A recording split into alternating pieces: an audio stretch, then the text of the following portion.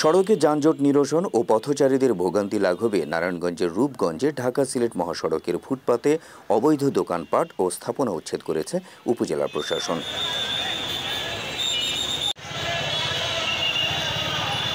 মঙ্গলবার উপজেলার ভুলতা গাউসিয়া গোলাকান্দাইল এলাকায় উপজেলা প্রশাসন, সেনাবাহিনী ও পুলিশের যৌথ অভিযানে এ উচ্ছেদ অভিযান পরিচালনা করা হয়।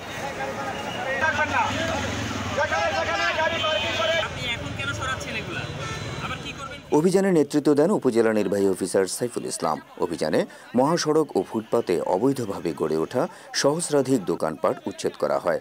অভিযানে ভ্রাম্যমাণ আদালত পরিচালনার মাধ্যমে বেশ কয়েকটি দোকানদারকে জরিমানাও করা হয়।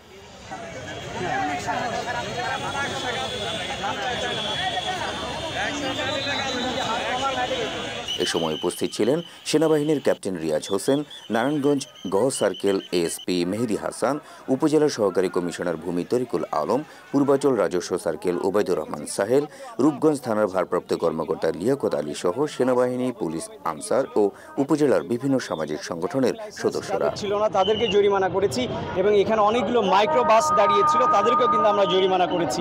তো এই অভিযানগুলো যদি আমরা নিয়মিত করি, আমাদের বিশ্বাস যে অচিরেই এই সমস্যার সমাধান।